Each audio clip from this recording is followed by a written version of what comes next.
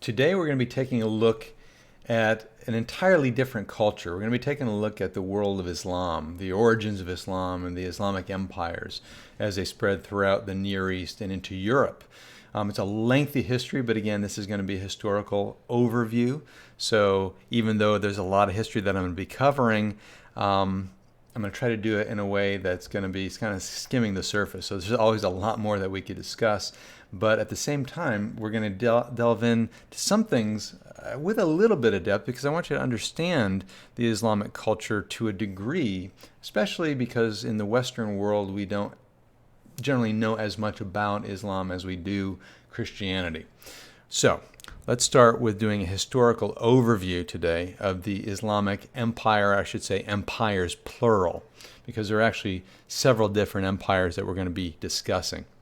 Let's start with pre-Islamic Arabia. Take a look at the map of Arabia here. The Hijaz is the region along the western side of the peninsula for the most part, and it's a south of the Fertile Crescent. It's bordered by the Red Sea on the west and the Persian Gulf on the east, and it really is situated between the big empires that we've already talked about: the Roman Empire up above, and then the Sasanian Persian Empire as well. In the region, there are two important cities that are worth noting: Mecca and Yathrib. Mecca is going to be the most important city as far as Islam is concerned. It's the house of the place of the Kaaba, okay, and it's a place of pilgrimage. And this was actually even true prior to the advent of Islam. Yathrib, just up to the north a little ways, was another important city. It's still, I think, the second most sacred city within Islam, but it had a very large Jewish population, actually pre-Islam. Okay, so that's going to be relevant to what we're going to discuss in a second. Looking out or zooming out a little bit, we could see those two empires, the Eastern Roman and the Persian. The Persian Empire, the Sasanian Empire, covered the Near East from the Indus River on the far east to Mesopotamia nearby. And its capital was at Ctesiphon, which is right there in Mesopotamia, right? It's not where the old Persian capitals of the original Persians were at, Persepolis and such, but it was in Mesopotamia. And then the next city that's going to be really important, one that we definitely have never mentioned before, is going to be the city of Baghdad. Baghdad is actually a brand new city founded in the 8th century by the Abbasids. Okay, so we're going to talk about Baghdad a little bit later, but I'm just going to give you kind of the big cities. Some of these, again, we've already seen, such as the one in Anatolia, which is the city of Constantinople. This is your center of the Roman Empire, right there on the border between the Black Sea and the Mediterranean, and between Asia and Europe. Okay, still an important city, and it's going to have a lot of interaction, of course, with the Islamic world. Then in the Levant, right along the coast, you've got the patriarchal seats: Antioch, Jerusalem. You also have another city, which we probably haven't discussed yet, which is Damascus. Damascus is going to be the capital of the Umayyad Empire, pretty early on in Islamic history as well. And then if you go down to Egypt, again, the city of Alexandria is still important, and it was still a patriarchal seat. If we zoom further out, we're going to take a look at the greater Mediterranean map, okay? And it looked something like this at the time when Islam began. Over on the continent of Europe at the far western end, Spain, okay, was basically dominated by the Visigoths. Remember, that was a kingdom that broke off after the collapse of the Roman Empire, and just to the north of that in the blue in the map is the Frankish kingdom, which we've obviously discussed at length. Okay, so that's what the picture looks like at the beginning. So let's now go back to the beginning and talk about pre-Islamic Arabia. It's a time of trading. It's a time also of raiding. It was a period known as the Jahiliyyah, which is a time of ignorance. You have tribal paganism, which really dominated the region. Mecca, again, according to the traditional accounts, was already a center of religious worship, but it was a religion of paganism at the time. And in Mecca, you have what's known as the Kaaba. Now, the Qurayshi tribe, which was the main tribe in Mecca, kind of oversaw this shrine. This was a shrine to Allah, or Hubal. It was actually a shrine to multiple gods, according to the tradition. There are like 360 idols that were housed in there. There's some other traditions say there was maybe just one god, perhaps with a consort. It was sort of common in Arabic shrines, polytheistic shrines, that there'd be a god and the god's wife worshipped. But whatever the case, it was definitely not a center of monotheistic worship. Now, the object that is going to become a very important object in Islam that was there at this time was a thing called the Black Stone. Today it's situated in the southeastern corner of the Kaaba, which is that box in that drawing there. You just see that square building that's known as the Kaaba. And the tradition of the Kaaba, by the way, or the black stone even, is that it was given to Adam or to Abraham by the angel Jibril. Okay, so again, there's a couple different versions of these traditions that have circulated. But as far as the gods that are worshipped there, most people acknowledge that Allah was worshipped there, and the Allah seems to be a pre-Islamic name for God. It just simply means the deity. It's a cognate to like the word El that you get in Canaanite religion or the Babylonian Il. Okay, so it just means the deity for the most part. So it's a generic term. Basically, we translate it as God. In the Qur'an itself, in Surah 71, you actually get other names of gods that were worshipped or commonly known at that time, such as Wad, Suwa, Yaguth, Yuk, Nazar, and all these other characters. Now, as far as the Arabs themselves, they were primarily Bedouin, desert nomads. As a matter of fact, the word word Arab means desert. Okay. Now, they were tribal groups. There was no unified government over all of Arabia at this point. Survival economy was basically based on trade through the caravans. Okay, so a lot of these people made their money through shipping goods across the trade routes, and the main contact was through these trade routes with the outside world. There was a silk trade that ran from the north in Edessa all the way to China, and there was an extension route that probably cut down the western coast of Arabia, okay, which connected it to the Silk Road, and this would have been where Mecca and Medina were located. Now, like I said, some of these people engaged in trade, other people engaged in raiding the caravans because it was sometimes easier just to sit back and take what other people are bringing through your territory. Because of the prevalence of raiding, you actually have in that pre-Islamic period a month that was dedicated to a truce where they actually called a break from this raiding activity, and this was the 9th month of the Arabic calendar, which is known as Ramadan. Okay, tribes often made alliances to protect the trade. Okay, that was coming through different territories. People paid protection. This could be a lucrative business. But the cool thing is it brings in this contact with outside world and the cultures in the north and with the religions also found in the north. So Western Arabia actually had a large number of Christians and Jewish communities as well. You have not necessarily a lot of what we might later call Orthodox Christians, but other sects of Christianity early on that were prevalent, like the Ebionites, the Nestorians. We actually know of several figures that show up in the life of Muhammad that are Ebionite Christians, like Waraq, which was the cousin of his wife, Khadijah, or the hermit Bahira, who was influential. He was somebody that Muhammad knew. He was a Nestorian. Okay, but you also have Monophysites, Arians, and these other groups. So Muhammad probably had contact and exposure to some of this stuff culturally. The other group that's really important are the Hunafa, or the Hanafs. These are generally the people who are the pure seekers. They're the ones who turn away from polytheism and paganism. And there are 4 central beliefs that this group had. A lot of them in line with kind of Jewish concepts and themes. The idea that there's only one God. They believed that there was the black stone and it was a sacred object. They believed that there was a heavenly Kaaba, right, a Kaaba up above that was the real one as opposed to the physical one on the earth here. It's kind of a Platonic idea if you think about it, right? These Platonic forms up there, a little bit different. And they also had this belief that there was going to be a future prophet who would reestablish the earthly Kaaba as God's home, okay, or Allah's home on the earth. Okay, now the Hanifs are going to have a big impact on Muhammad and become some of his earliest followers. Okay, so let's now talk about the origins of Islam, and we're going to focus on the early years from 570 to 632 because those are the years of the great prophet Muhammad. Okay, Muhammad lived between those dates, give or take. I think the beginning date of 570 is a little bit more up for question, but the late date, 632, is pretty much the standard idea of when he was born. His name was Abu al-Qasim Muhammad ibn Abdallah ibn Abdul Muttalib ibn Hisham. So what you get when you get a Muslim name like that is really a lineage, right? So the Ibn would refer to the idea of being the son of somebody. So again, his father, Ibn Abdallah. You could even see the word Allah in the name Abdallah. Okay, it means the servant of Allah. which indicates, again, this is prior. I mean, his father obviously was born before Muhammad and before Islam, so it kind of backs up the idea that Allah was already worshipped in Arabia prior to Muhammad's monotheism. Anyways, Muhammad itself has a meaning. It means highly praised. Sometimes he's also referred to as by the name of Ahmad or Ahmad. Okay, so those are kind of interchangeable, not necessarily anything most people go with Muhammad. But he was born in the city of Mecca, according to tradition, and he was part of the Qurayshi tribe, which was the major tribe. He was part of a subsect of the Qurayshi tribe. There are lots of different clans within these tribes.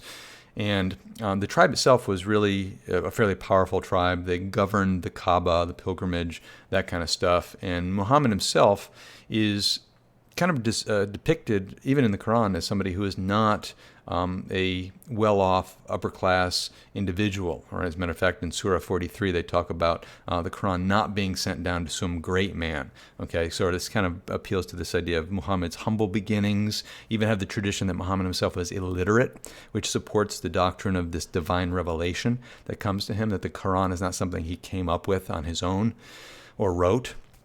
Okay, but this tribe, the Quraysh, were the guardians, like I said, of the Kaaba. Now, his family, as far as we know from the tradition, is his father Abdullah actually died before he was born. His mother Amina died when he was 6. So again, he was without parents fairly early. He was raised by his grandfather Abdul Muttalib for a little while, and he was a fairly wealthy man. But he also died probably when Muhammad was around 10 years old. Then he went to live with his uncle Abu Talib. You know, Abu Talib, very important man in his life, and not as well off as the rest of the family. Apparently, during the time Abu Talib was kind of the head of the family, the fortune of the family was kind of running out. So he ultimately raised Muhammad, and he was very, very, very close with Muhammad. And Abu Talib is also going to be the father of one of Muhammad's earliest followers, his cousin Ali. Okay. Now, Muhammad, according to tradition, rejects polytheism fairly early in his life, probably as a teen. There's a story of a Hanif by the name of Zaid, who turned him away from idol worship. Okay, so this seems to be the case. He would have been a monotheist if he was influenced by the Hanifs. He also worked early on as a caravan conductor, caravan driver. Right? He traveled. That would have been part of the job. Possibly into southern Arabia, possibly up in the north, even Egypt, maybe even Mesopotamia. And along these routes, he would have been exposed not only to the Hanifs, but to Jews, to Persians, to Abyssinian Christian influences, to maybe even influences from further abroad than that. He eventually gets married, and his first marriage is to a woman by the name of Khadijah. Now, he had a monogamous relationship with Khadijah. She was his elder, according to certain traditions. I'm going to get into these in a second. I guess I could mention it now. Supposedly in 595, he marries her. The standard version is that she was a widow, about 40 years old. He was 25 at the time. There are different accounts. For instance, the Shi'a tradition says she wasn't a widow. She was actually a virgin, and she was around 28 years old. So there are pretty big discrepancies there. But she seems to be fairly wealthy, and she ran one of these caravan routes and hired Muhammad. He worked for her for a while, and she came to know how he was incredibly honest and trustworthy, and ended up marrying him. Now, like I said, he was monogamously married to Khadijah. Later on, he would take other wives. By the time he dies, he has at least 11 wives, including some of the more famous ones like Aisha and Hafsa, Zainab, and Sophia. But during the time with Khadijah, he has a number of children. Among the children, again, we don't know exactly how many he had. Depends on the source. Al-Tabari says he had 8 children. Other traditions say he had 6. Seems to be 2 sons and 4 daughters by most accounts. The sons don't outlive him. They actually die prior to him. So Qasim dies at like 3 years old, and then he has a son named Abdallah, like his dad. And then among his daughters, the only one that survives him is his daughter Fatima. Okay, she's going to become really, really important later on. As a matter of fact, there's going to be a whole sect of Islam that's kind of named after her, the Fatimids. Okay, but he will also adopt children. I mean, he had at least a temporary adoption of a slave by the name of Zaid. But again, that's another story. So he had a big family, but again, no son to succeed him ultimately in the end. So we'll get to the succession down the road, but let's get into the origins of the religion of Islam. There is a tradition that Muhammad used to spend time at a cave known as Hira. a cave here on Mount Nur near Mecca. And in the month of Ramadan in the year 610, supposedly he's going into this cave for a time of quiet and meditation, and he has a visitation by an angel. As a matter of fact, Surah 2 of the Qur'an says in the month of Ramadan, it's the month in which the Qur'an was sent down. This is going to be his first revelation. Okay, the time is known as the Laylat al-Qadir, which means the night of power or the night of destiny. Sometimes it's just called the night of power and excellence. And there's not a really serious agreement as to when in the month of Ramadan this fell. The Sunni generally put it around the 27th of the month, but other sects put it various places, but usually in the 20s, near the end of Ramadan. Okay, and the idea is that the angel Jibril, or Gabriel, comes down and visits him, and then presses him to recite. Al-Bukhari, who is one of the compilers of Hadith, we'll probably be referring to Hadith over the course of this lecture, but the Hadith are really the sayings and practices of Muhammad that are recorded. But Al-Bukhari is one of the most authoritative collections of Hadith. In Hadith 3, basically, he says he used to take with him the journey food for the stay and then come back to his wife Khadijah to take his food likewise again, till suddenly the truth descended upon him while he was in the cave of Hira. The angel came to him and asked him to read or recite, and the prophet replied, "I do not know how to read." And the prophet added, the angel caught me forcefully and pressed me so hard that I could not bear it anymore. Okay, so this idea of reciting, reading or reciting, that's actually the root word for the word Qur'an. It means the recitation. Okay, so the Holy Book of Islam is this idea of reciting. And the earliest Qur'an was an oral recitation. There was no written Qur'an at this early time. So as Muhammad is getting the revelations, and this is going to be something that he's going to get progressively over the next 22 years of his life, these would be memorized. Maybe parts of them would be scratched down on various little manuscripts, but there was no compilation yet of a Qur'an. Okay, so it's a process. Now, according to Muhammad's biographer Ibn Ishaq, Muhammad was a little bit fearful. He was bothered by this encounter in the cave, and it was his wife and her cousin Waraq, his wife Khadijah, and his cousin Waraq, who was this Ebionite priest that I mentioned before, actually persuaded him that this was an authentic revelation from God. Okay, and that he is chosen as the prophet. And then these revelations, like I said, are going to come periodically over the rest of his life, and they can be broken up into Meccan period and Medinan period. Okay, so the Quran is not compiled, if you look at the Quran chronologically, as far as the first revelation to the last revelation. It's basically organized by the length of surah, for the most part, longest to shortest, even though some of the first surah is actually pretty short, but it's unique.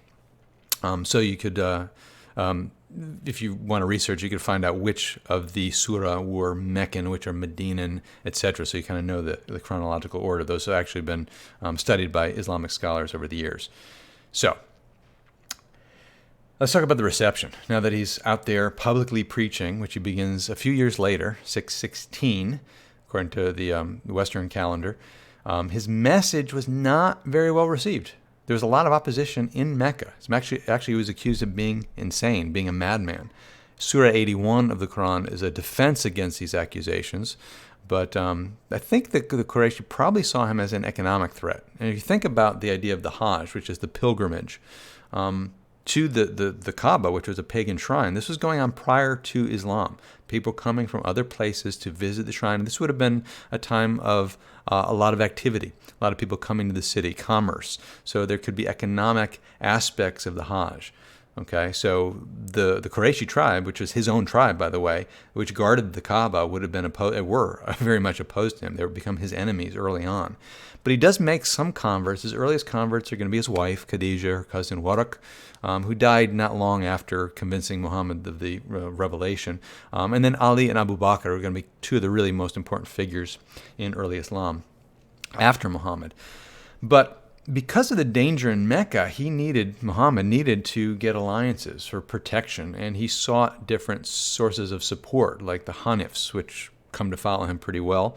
He also sought support among Jews and Christians because there's obviously similarities between this idea of monotheism, and again, I maybe didn't point that out, but you should understand Islam is a monotheistic religion that is going to trace itself back in a way to Abraham. Okay, so along with the Jews and Christians, you got this idea of a descent from Abraham. You got the idea that all these people are going to be peoples of the book. That's a very important designation that distinguishes Jews, Christians, and Muslims from polytheists. But he seeks alliances even as far away as Ethiopia, Abyssinia, where there were already Christian kings that were friendly to Muhammad, though they don't make any real serious alliances. The first major alliance that he gets is essentially the city of Yathrib, right up to the north. Because of it not being safe for him in Mecca, he made an arrangement with Yathrib. Yathrib had, like I said earlier, a larger Jewish community, and wanted to bring Muhammad in as another monotheistic force, a figure who would become a leader to probably unite the divisive tribes within the city of Yathrib. Okay, and that unity would help the city be able to compete a little bit better with Mecca on the, in the economic level area. But he's ultimately brought in. He flees from Mecca to Yathrib and takes a position as a political leader. So this is really, really important. Now, the Hijrah is the time of this flight. It's actually the flight to Yathrib, which takes place in AD 622, and this is going to become year 1 on the Islamic calendar, right? 1 AH, 1 after the Hijrah.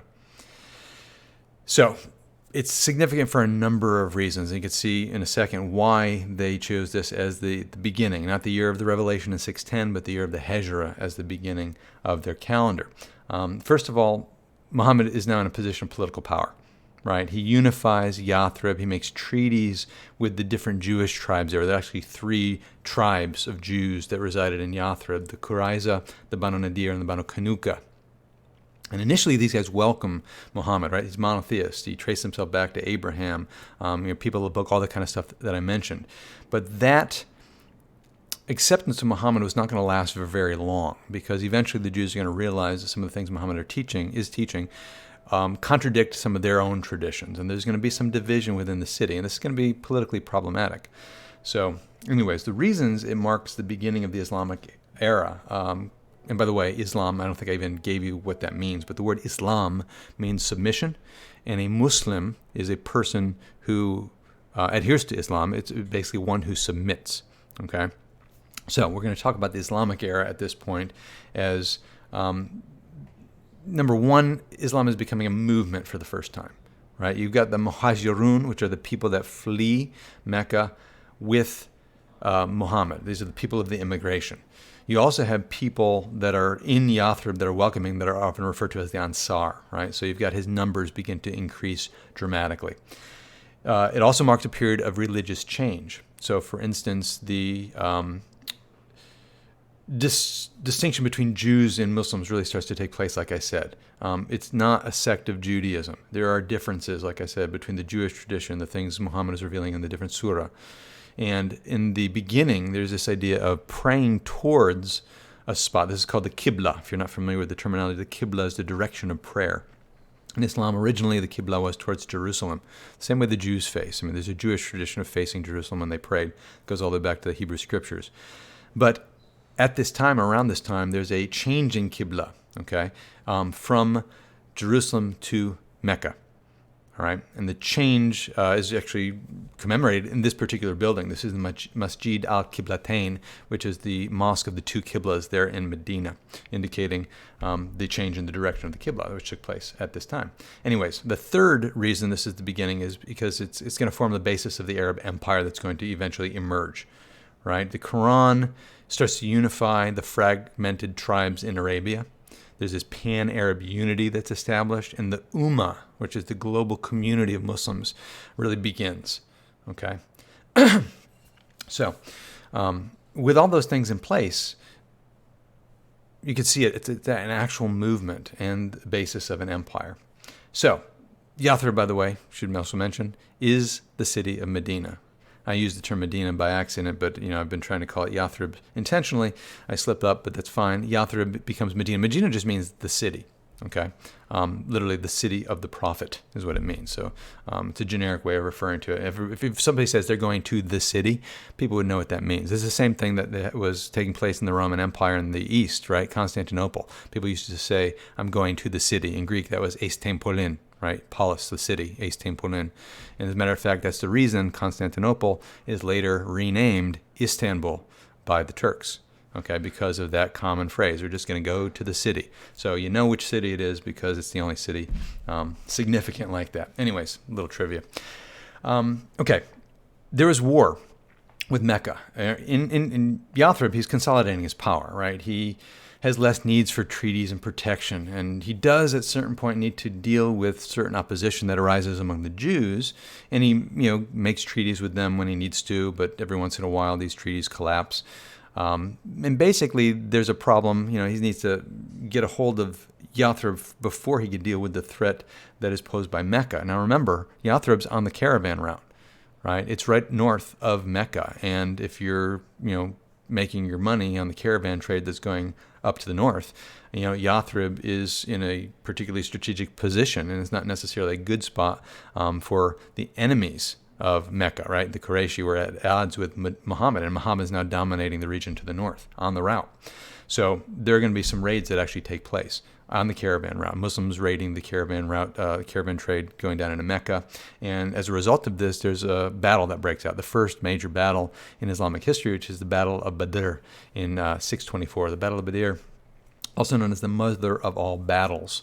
The Qurayshi commander, Abu Jahl, marches an army, a very small army, about 1,000 troops, down to Medina. I'll just try to use Medina from now on. I think it might be easier. And loses against a much smaller Muslim army. Okay, so it's one of the reasons this is called the mother of all battles. It's the first and kind of this commemorative battle that shows the success of Islam. Not long after, of course, things escalate. The Battle of Uhud, you used to have a larger Meccan army moving against Medina. This time the Muslims are defeated here. But Muhammad himself is wounded. But again, it's not the end of the conflict. It goes on. You have in 627 what's known as the Battle of the Trenches, where you have a 10,000-man Meccan army brought up against Medina. And Muhammad wasn't able to put an army on the field that would be able to oppose that large a force. What they did instead is they protected the city by digging trenches around the city, which prevented a pitched battle and prevented from them really leveling an assault on the city itself. So it saves the city. At this time, he also deals with some of his Jewish opposition. He actually eliminates the Banu Qurayza, one of those tribes at this time that were kind of opposing Muhammad, because he needed, right, the allegiance of the people in the city if he was going to be successful in his war with Mecca. Now, in 628, there is going to be a treaty signed, a 10-year truce with Mecca. Muhammad and his people attempted to go to Mecca for pilgrimage, and they were stopped by the Meccans. So he ends up signing this 10-year truce, Hudna, is the idea of a truce, peace treaty, that will allow the Muslims access to the pilgrimage, and the Quraysh really have to go along with this, right? Because the Quraysh, their job is to protect the pilgrimage, right? To protect the Kaaba. So they have this peace agreement. Muhammad and his people have access to the Kaaba, but it's kind of a short-lived treaty, right? It's supposed to be 10 years, 628, but it doesn't last not even really 2 years, because in 630, when Muhammad was in a better position, he actually marches his forces into Mecca and takes the city, luckily with little resistance, okay? And he does grant immunity to all of his former enemies, and the most important thing that he does when he takes the holy city is he cleanses that shrine, that Kaaba. He removes all the idols, including the black stone, which he shows reverence to. Like I said, this is something that was the Hanis believes was sent to Abraham from God, essentially. But the other idols, he just smashes all of them. And then he circles around the Kaaba 7 times, which sets up the model for the pilgrimage later on. And it is the end of really tribal division within the area. Now, the artwork that you see on the screen, the picture of the mosque, in Mecca. It's one of the largest buildings in the world. I think it's like the 8th or 9th largest building in the entire world. The picture up above is a very rare depiction from basically Persian Islamic sources of Muhammad. It's forbidden in Islam to actually draw or depict the prophet, but you do have traditions that have emerged in Islamic times, specifically in the later Islamic world, of depicting Muhammad. Okay, this was not a normal practice, which is one of the reasons you are usually going to have calligraphic or calligraphy as your artwork on Muslim buildings and things like that, as opposed to pictorial representations, the way you have in the Christian world. Okay.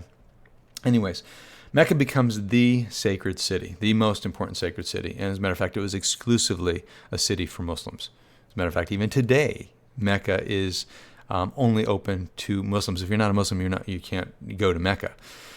The shrine that you're looking at there, again, the Masjid al-Haram, which is the grand open-air mosque, is the house of the Kaaba itself. So if you look at the photo, you can see right in the middle this little square box, which looks like that up close, and the rest of the mosque is actually surrounding that most sacred spot. Okay, that's what was there at the time of Muhammad. The rest was built over the centuries, and a lot of stuff is being constructed even today in Mecca around this site.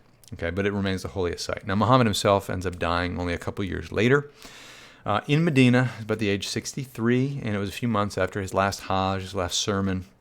He actually gets sick with a fever, possibly due to poisoning that took place a few years earlier. There's some indications, if you read again the hadith, that he was poisoned. But either way, he dies in 632, possibly of natural causes. There are debates among people about that.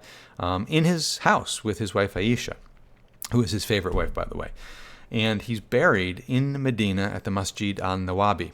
And in the picture right there on the screen, you can see the Masjid al-Nawabi, or the Prophet's Mosque, in Medina. And the green dome, that center, that spot in the mosque is right above the tomb of Muhammad. Okay, so the tomb of Muhammad is located right under the green dome in this mosque. Now, what happens after? With no prophet, you have the successors. You've got what are known as the caliphs. And there is a question as to succession. How can Muhammad be succeeded? In what capacity can he be succeeded? What about his prophethood? Well, it's pretty clear, according to the Qur'an, Surah 33, that Muhammad is what's called the seal of the prophets, meaning he's the final revelation. He's the final prophet. All right, so there's no further prophets after him. So it kind of rules out the idea that you can have somebody succeed him as prophet.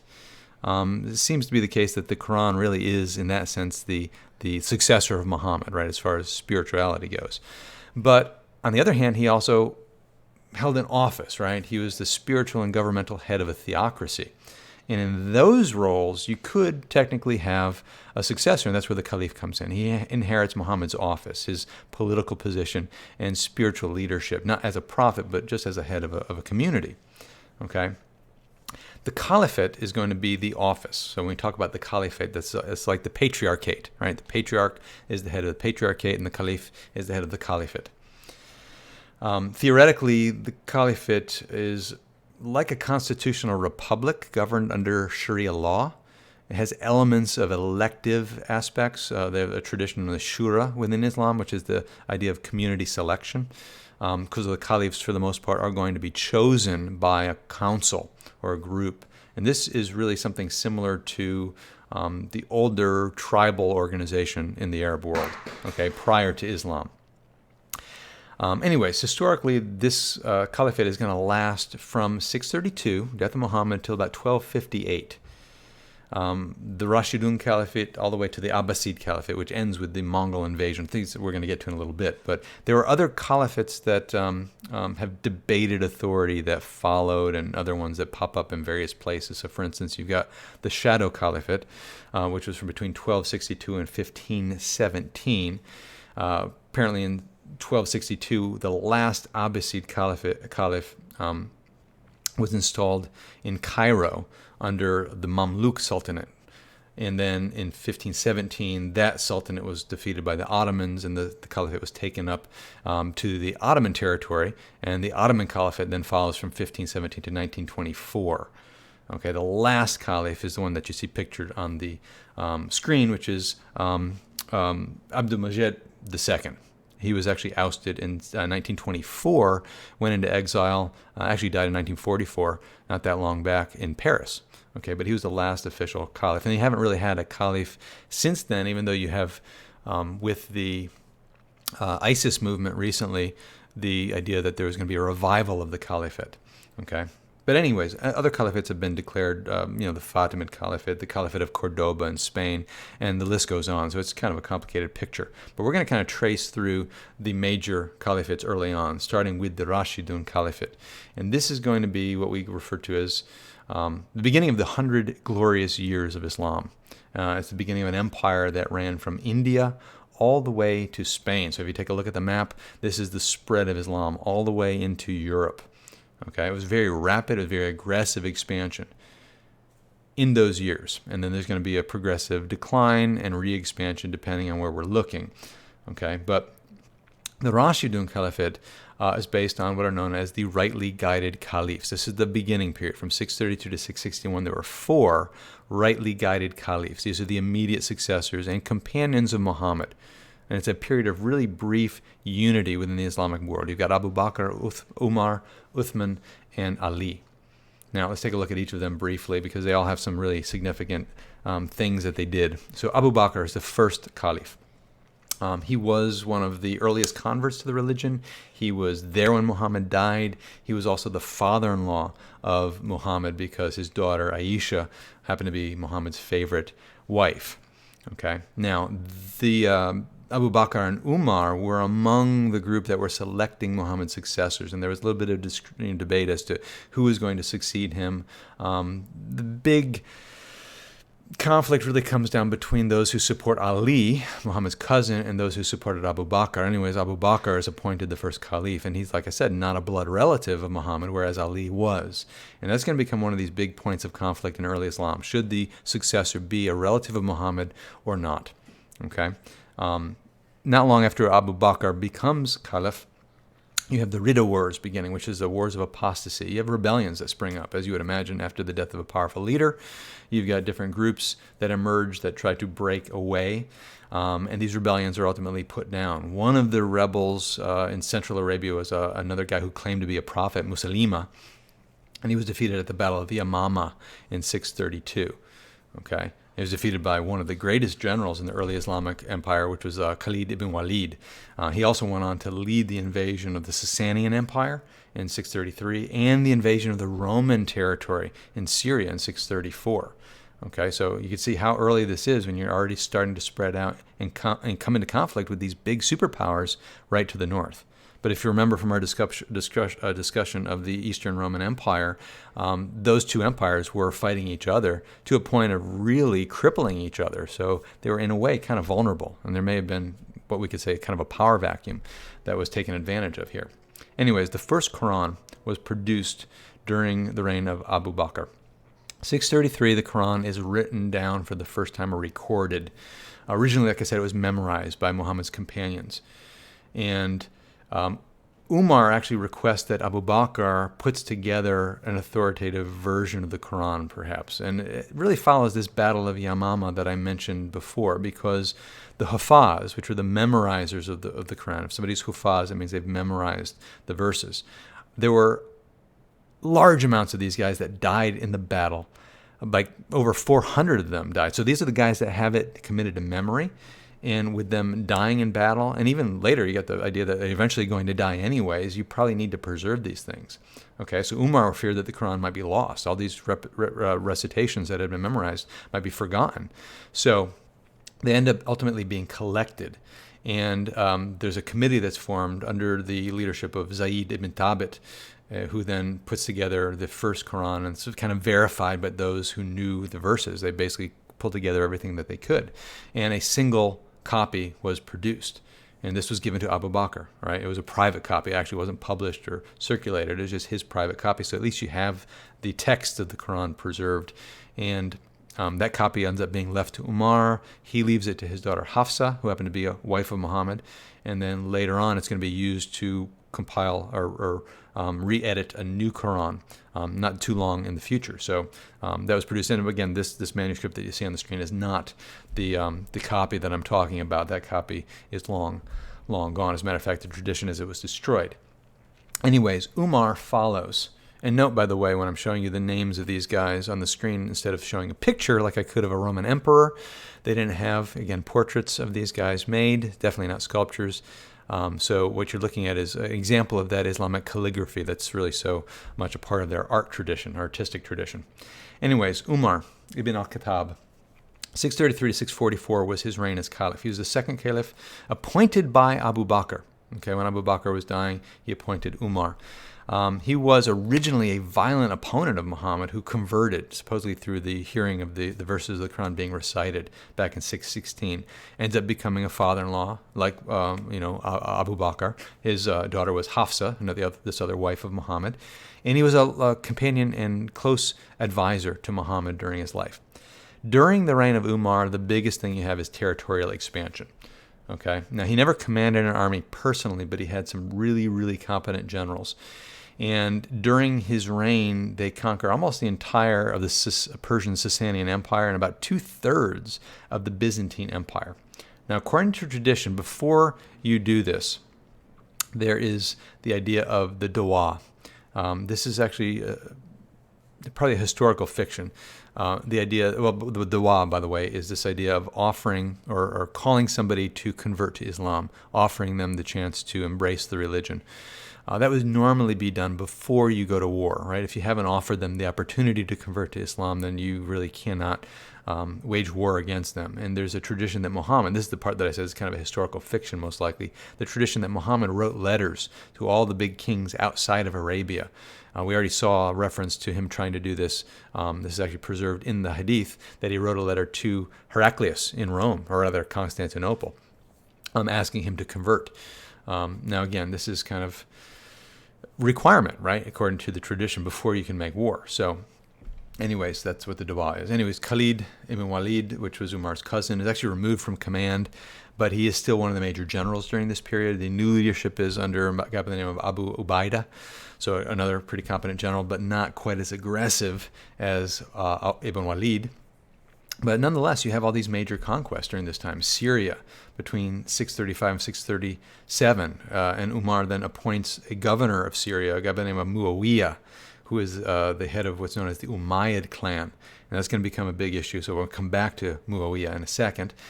Palestine, taken by 537. Jerusalem, of course, falls. It's going to be the third most sacred city in Islam. Armenia by 539. Egypt around the same time. And then Persia. You have the Battle of Nahavand, which takes place in 642, effectively defeating the Sasanian army. And then by the time we get to 651, the very last Sasanian king, Yazgard III, is assassinated. And that really ends the Persian dynasty. Okay, so that's a massive territorial gain at the time. And these two territories, right, the Byzantine and the Sasanian, were mainly Christian and Zoroastrian, which is going to bring us to this next topic, which is known as dhimitude. Okay, now we can talk about the jizya and the dhimmi. Dhimmi refers to a legally protected non-Muslim person, right? Umar uses the idea of the jizya and dhimmi. According to tradition, he used these. It might not have developed during his time, but it will develop for sure afterward, as a way to deal with opponents that he doesn't decisively defeat in battle. He actually offers them this protected status of dhimitude. If they paid the jizya, which is the protection tax, they would be exempt from military service. They might have some restricted freedoms, how they dress, how they can worship in public, and things like that. But it could also serve as a motivation to eventually embrace Islam and move into what's called the Dar al-Islam, the house of Islam. So this was something that was used pretty widely in the Islamic world, even up to the modern day. So again, the dhimmi and jizya. Now, ultimately, Muhammad is going to die. Umar is going to pass away, and he is killed. So this is the first caliph, not the last one, but the first who is going to be assassinated. And he's murdered in a Persian conspiracy. The Persian assassin, a guy by the name of Abu Lulu, according to some traditions, there are other versions of his name, but it stabs him like 6 times while he's praying in Medina. And he's also buried in the Masjid al-Nawabi, the Prophet's Mosque, along with Abu Bakr was also buried there. So this is actually the picture that you see on the screen is the side-by-side tombs of Umar and Abu Bakr in the mosque, where Muhammad himself is buried. Anyways, what about the selection of the caliph? He instituted a new method of appointing a caliph, which was by the shura, the election committee.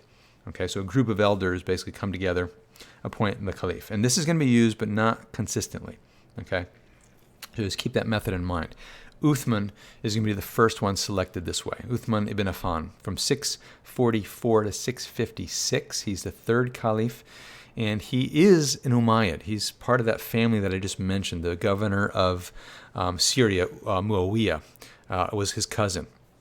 So this is going to become a really important family. Now, there were a lot of people that were opposed to the Umayyads, basically because the Umayyads had a tradition of being early opponents to Muhammad. Even though they convert and become his followers, early on they were opposed to him. Also, Uthman married a couple of Muhammad's daughters. So he is related to Muhammad, but not by blood. His daughter Ruqayya and his daughter Kulthum were both married to him. Both of them die, I believe, before Muhammad does. But again, those were wives of Uthman. As far as territorial expansion, again, you're continuing to grow. Afghanistan, North Africa, Cyprus, Rhodes, the Sicilian coast was attacked. Even the Iberian coast, which is Spain, was beginning to have incursions of Arab armies, and even into the lower Indus River Valley. So it's really spread now all the way to Europe and India by this point. But the biggest thing and the most important thing that happened during the time of Uthman was the Quranic recension. You're going to have a recompilation of the Quran.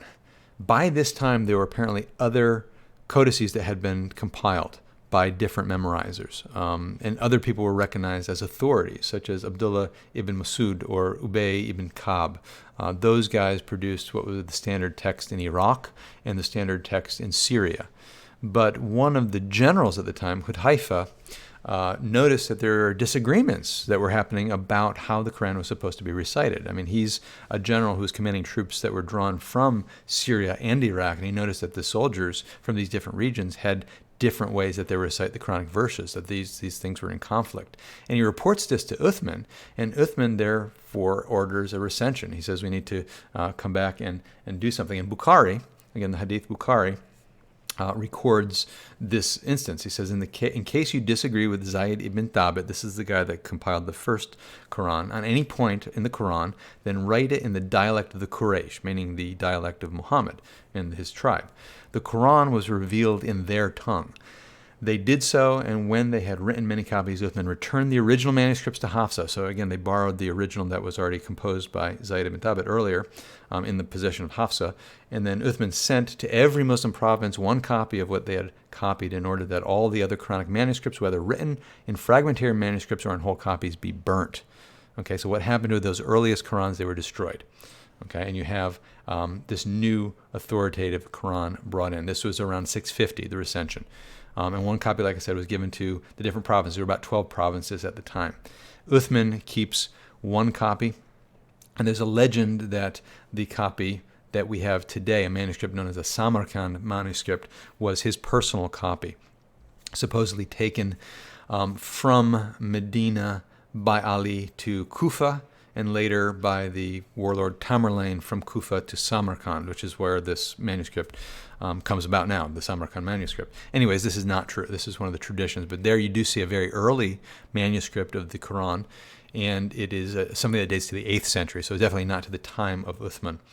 Now, there's supposedly other copies that were sent to various places like Cairo, Basra, Baghdad, Damascus, and so on. But the original was given to Hafsa.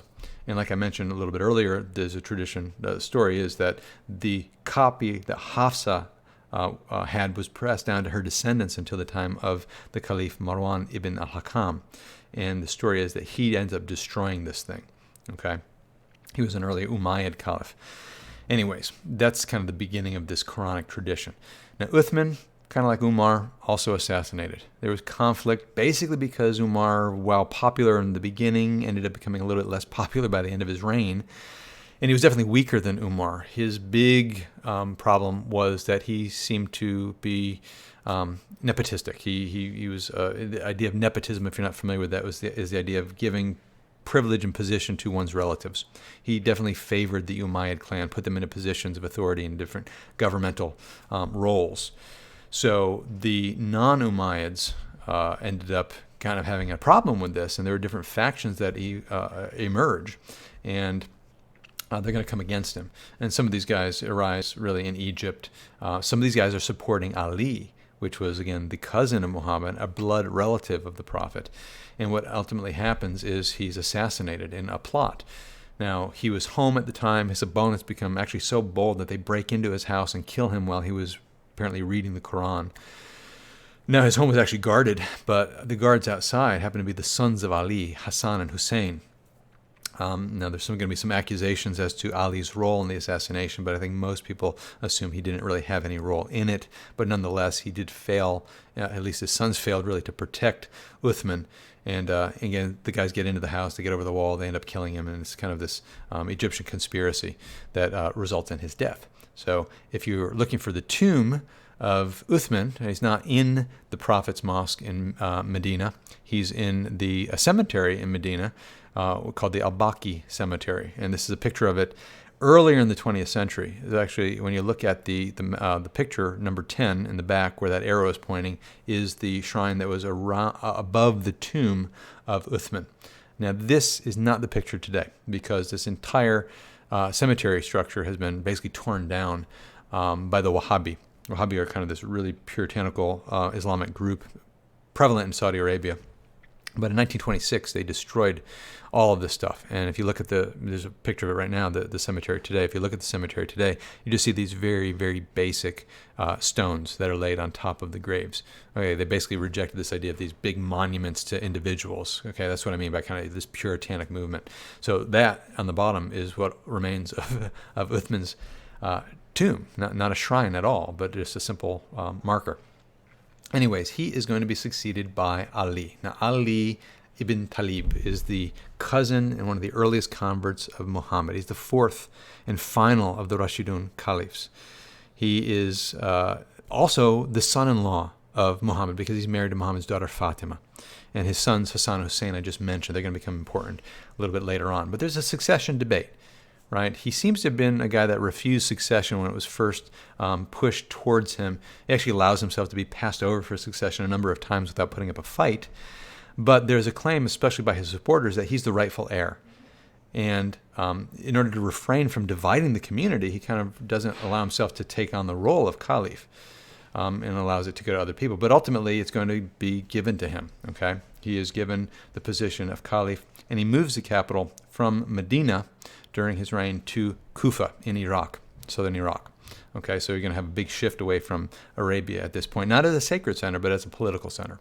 Okay, and Iraq is going to become one of these foundational regions or big support regions for Ali and his descendants. So the supporters of him are going to be really concentrated in that region, and then later in Persia, even today. We'll talk about the different sects a little bit later. All right, after he takes control, you have what's called the first fitna. A fitna is a civil war between 656 and 661. This is due to opposition to Ali. You have first what's known as the Aisha coalition. This is his daughter, Muhammad's daughter Aisha, his last and most favorite wife, the daughter of Abu Bakr.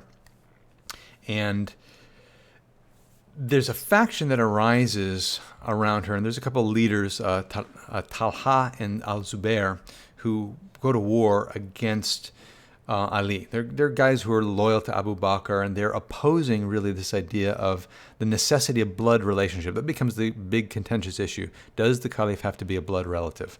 Okay, Abu Bakr, of course, is not a blood relative. Ali is. And the Aisha coalition kind of supports this idea of non-blood relation. But they were also upset that Uthman's killers had really not been brought to justice the way they thought he should, that Ali should have really done something more.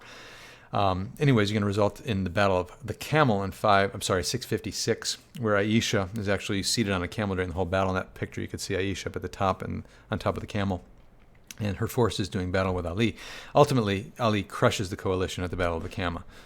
Aisha ends up returning to Medina, kind of withdraws from public life, but not the end of opposition. Even though she's defeated that one coalition, there were other factions that arise, such as the Syrian faction that was supporting Muawiyah, the governor up there. This is the family of Uthman, the Umayyad clan. And he refuses to show allegiance to Ali. Right, basically because when Ali was chosen, he didn't have representatives at the election committee, and he actually also wants revenge for the death of his cousin, Uthman. Okay, so Muawiyah opposes Ali, and this is going to result in another major battle, the Battle of Siffin, in 657. Now, Ali attempted to negotiate with Muawiyah. Right, he didn't want to go to war and divide the community. Apparently they sit for a while. There's no conflict. Ultimately, Muawiyah refuses to negotiate, though. Fight breaks out. This is known as the Night of Clamor. And there was, minor hostility leading up to this, but the battle itself was effectively won by Ali. He ultimately could have defeated the forces of Muawiyah and had been done with it. But the story is that the soldiers of Muawiyah put onto the tips of their spears pages of the Qur'an and waved them essentially as white flag, not of surrender, but of a flag declaring the desire for a negotiation. Okay? And Ali couldn't really do anything about that. He doesn't want to shed blood on the sacred text. So ultimately what happens is they're going to resolve the conflict through some type of arbitration. Ultimately, let's let Allah decide the case. Okay. Now there were some mutineers among Ali's supporters that ended up siding with Muawiyah's troops and say, yes, let's go to arbitration. And Ali ultimately concedes. He agrees to cooperate with the decision of the arbiters. Now this is going to go horribly bad for not just Ali, but the future of Islam. There are unexpected results, okay, that result in really a political division at this point. Amir ibn al-As was appointed by Muawiyah. And then the Qurra, which is a faction of Ali supporters from Kufa, wanted Ali to use Abu Musa al-Ash'ari as their arbiter, right? These are the two guys that are going to negotiate on behalf of Muawiyah and Ali. Now, they ultimately become angry because Abu Musa ends up agreeing with Amir ibn al-As that Muawiyah and Ali should both step down from any kind of contention over the caliphate, and there should be another shura held, which will select a new caliph. Now, Abu Musa goes through and basically deposes officially, Ali. Basically says, okay, Ali is no longer caliph. And then Amir ibn al-As ends up putting his support forward for Muawiyah becoming the caliph. Okay. Now, Ali was absolutely upset by this idea, refuses to abide by the decision contrary to his pledge. And ultimately, this is where the empire divides. And it's the big divide, all right? When we talked about earlier Christianity, in 1054, you've got the Great Schism, which results in Roman Catholicism, Eastern Orthodoxy. But right here, so early on, this is going to be the big schism that's ultimately going to result in Sunni and Shia Islam. Okay, they didn't wait centuries. It actually happened fairly quickly. But this group that had pressured him into arbitration are going to be a group that are going to be known as the Kharijites. These are the Qurra people. They turned on Ali after the arbitration because it didn't go the way that they expected it to. Okay, they basically say he shouldn't have gone to arbitration. They oppose Muawiyah, but they also oppose Ali at this point, and they become this schismatic group. Okay, in 658, at the Battle of Nahrawan, they actually start to attack and kill some of the other supporters of Ali. So this group, the Kharijites, is just a splinter sect that actually survives even to this day. This is not a group that is part of either Sunni Islam or Shia Islam. It's kind of this other group. Not that Islam is just simply Sunni Shia. There's a lot more diversity in Islam than that, but that is the big split. Okay, so the Sunni Shia split is between the Shia, or the Shia Ali, meaning the sect of Ali. Those are his supporters that view Ali as the true caliph. As a matter of fact, the first true caliph and the first what is known as imam. And the word imam has different meanings depending on if you're Sunni or Shia, but they're the ones that support blood succession. Then the Sunni sect, which is the normative or the traditional Islam, are going to be the ones that accept the idea of committee election, and they reject the idea of blood succession. So that's the big division. Anyway, 661, Ali dies. He's actually assassinated by a Kharijite. His son Hassan then becomes caliph after him. Okay. Now, Sunni historians also acknowledge this. Okay. He's buried, by the way, in Najaf, Iraq, at the Haram al-Imam Ali. This is the mosque that you see on the picture at the top. And inside, you can see in the bottom picture, the tomb of Ali, where it resides there. Okay, so that's going to be a very sacred center, more for Shia Islam than any other group of Islam, of Muslims. Now, with the death of Ali, I think that's a good place to stop for the time being. It's the end of the Rashidun Caliphate. It's the end of the beginning period of Islam, and it's the end of the period where Islam is essentially unified. As we saw with the death of Ali, you're going to have a division, and that division is going to carry forward. So next time, I think it'll be a good opportunity to pick up with the Umayyad Caliphate and follow through by tracing the rest of Islamic history up to the Ottomans. And that's where we're going to be going in our next lecture.